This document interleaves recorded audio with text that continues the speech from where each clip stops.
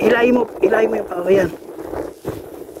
Welcome back mga tambay. For today's videos mga tambay, pupunta tayo sa Tarlac City. At pupuntahan nga natin ang isa sa mga sikat na campsite dito sa Tarlac. Walang iba kundi ang RDC campsite. So sa biyahe pa lang namin mga tambay, mapapansin mo na ang ganda ng tanawin. So ito ang kahalagahan ng mga riders mga tambay. Lalo na kung moto camping. Dahil sa moto camping nga mga tambay, ma-appreciate mo na ang ganda ng tanawin. So dito mga tambay, mapapansin nyo na ang lugar ay puro pataas na talaga, kaya konting ingat kami mga tambay. Pre, dito kaya? Mataas ba dito?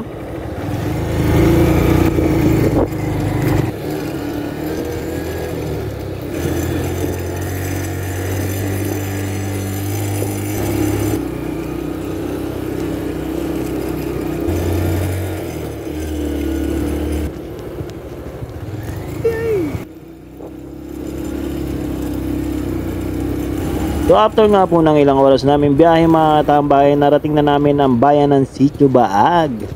At sa wakas narating na namin ang RDC campsite mga tambay. So ito, meron silang mga tindahan dito. Ayan, ito na po yung RDC campsite.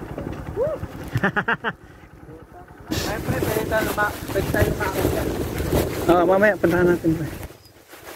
So una mo namin ginawa mga tambay, chinek na po namin yung aming location na pagtatayuan ng aming tent. So ayan po yung itsura ng RDC campsite. So after po namin ma-check yung aming location, kinakailangan na po namin magbayad sa reception ng 150 para sa tent pitching at 80 para sa entrance fee. And then mapapansin nyo mga tambay, marami ng mga nagdikit ng stickers dito mga tambay. So maraming mga riders na ang nagpunta rito sa RDC campsite. And then after po namin magbayad mga tambay, bumaba na kami at medyo madulas nga mga tambay, at dito na nga nangyari ang hindi inaasahan.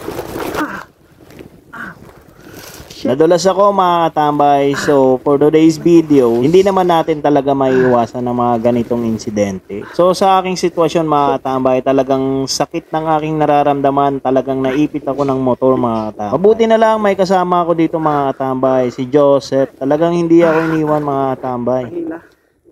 Oo. Pahila lang. Hila. At ito nga po pala si Kuya Jun, isa siya sa mga katiwala dito sa RDC. Talagang nagpapasalamat ako sa kanya.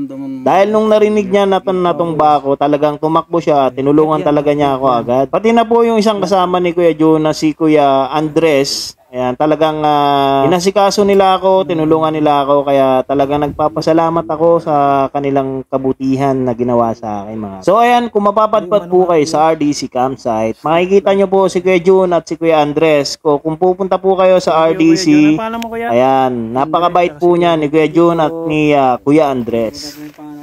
Pangalan mo? Ha? Huwag tularan. Ang binira. And then after po nila akong lagyan ng benda sa paa, syempre nagpatuloy na kami ng aking kasama na si Joseph para mag-setup ng aming tent dahil medyo dumidilim na. So mabilis lang kami nag-setup ng aming tent dahil bukod sa may umuulan, medyo malakas na rin po yung hangin. Kaya kailangan na namin magmadali. Kuha tayo ng tubig. Ayan. Kuha tayong tubig. Kailangan namin ng tubig. So after po namin mag-prepare ng aming tent, so kinakailangan na namin magluto ng aming hapunan dahil wala pa talaga kaming kain. Siyempre dahil wala na kaming time magluto mga tambay, easy to cook noodles na lang ang aming hapunan. So after namin kumain mga tambay, ready na para matulog. Ayan, kailangan na namin magpahinga dahil sa aming mga napagdaanan for today's video. Ayan, good morning mga tambay. So ito nga pala yung itsura kapag umaga. So dito mga tambay, makikita nyo medyo umuulan na. Ayan, magtatanghali na dyan. After nyan mga tambay is uuwi na kami. So yun lang mga tambay, ako po ang inyong dakilang tambiyahero. Hanggang dito na lang po. Maraming salamat po mga katambay. Paalam.